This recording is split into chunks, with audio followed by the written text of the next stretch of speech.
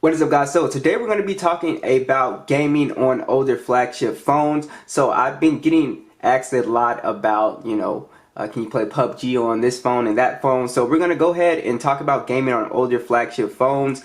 And guys, gaming on these older flagship phones, that's one of the main reasons why I always recommend them, is because if you're a gamer, the Snapdragon 855 chip, and if you go with the iPhone, the A12 chip is going to give you gaming at high settings, and it's going to be much better than any mid-range or budget phone. So that is one of the #1 reasons I tell people to go with it. So if you are really trying to game on a budget, you really can't get any better than an older flagship phone. Not only that, but a lot of these phones have excellent displays as well, which we're going to see. I do have the V60 here. It's not an older phone, but I do want to talk about just gaming on this phone in the price. I think this is probably the best deal here. I think this is the best gaming phone for anybody on a budget, period, because it's just so cheap right now for 300 bucks. So let's go ahead and get into it. We're going to start off with the LG phones, and then we'll work our way up. Alright guys, so first up is going to be the LG V60. This is definitely one of the best devices you can get for gaming. Snapdragon 865, 1080p OLED display on here. It's going to be an awesome experience. Quad DAC for high quality audio listening. It is just going to be awesome. And you can play at max settings on this phone, no problem. So this is just an awesome experience. Excellent battery life on here too. And yeah, you just don't miss a beat on here. So you can game, not have to worry about battery life. It is an awesome experience. Now, this is the G7 and the V40. These phones are going to play at these settings with the Snapdragon 845 chip on here, and it plays pretty well.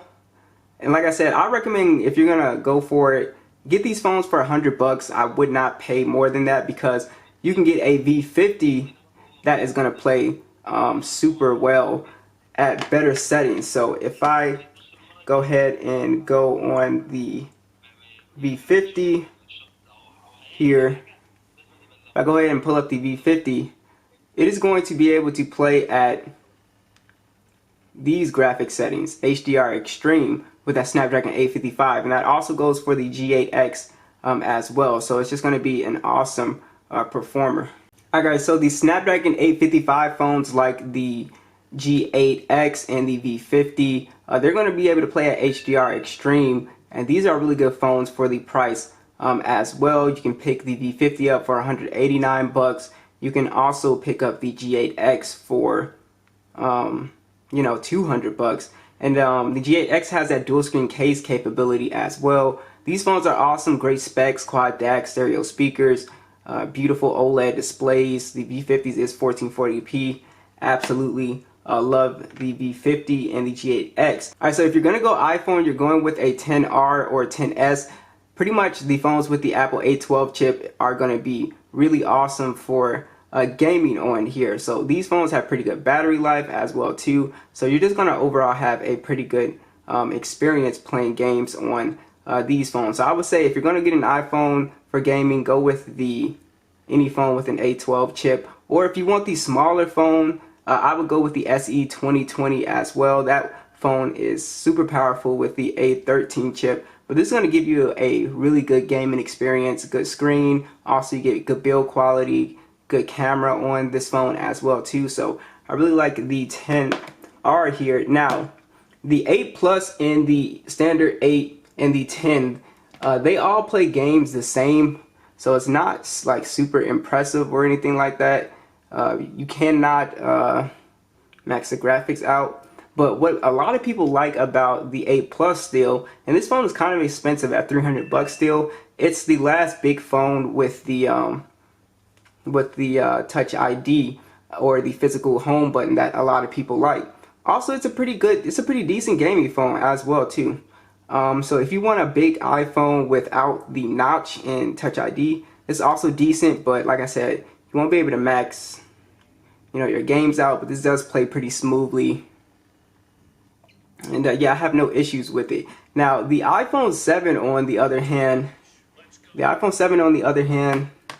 for 100 bucks, it actually is a pretty decent little gaming phone, but you know, it doesn't play at the best settings, you know, smooth, ultra. But like I said, for $100, it's pretty decent, but it can be a little bit jerky sometimes, as you can see. It just doesn't feel super smooth. So like I said, if you're thinking about getting a small iPhone for gaming, I would most likely go for a SE. And if you can, I would skip out on the 7 and get the iPhone 8. Now, one of my favorite older flagship phones to game on is going to be the Note series phones. These phones are absolutely phenomenal. If you get the Note 10 with the Snapdragon 855, we can game at HDR Extreme on here. You have a beautiful edge-to-edge display on here. Just absolutely awesome. In addition, we do get that stylus with the Note as well too. So this is just a super powerful phone. These are going for around $350 as well. So this is a very good option, pretty good battery life. And also if you get the Note 10 Plus, you get even better battery life and a bigger display on here, as well as expandable storage. So this is a very good option as well too to consider. So the Note 10, I definitely would say is just a really good buy. Now if you go for an older Samsung device like the S9 Plus with the 855, the 845, excuse me, and then these are your settings that you will get. So this does a pretty good job at gaming. Like I said, I have full gaming tests on all these phones. This will do a fairly good job, but just know that you know, you won't be able to max it out. But you can get these phones for around like $200. It's got beautiful display on here without the punch hole, full 1440p. Like I said, $200. This phone does play PUBG pretty well. It's pretty smooth. One of my personal favorites to game on is the S10e. This is just super small, very comfortable. You can play at max settings. Just a very smooth and comfortable experience for people with smaller hands. I absolutely love this phone. And it's overall just a great phone, great display, great stereo speakers on here as well.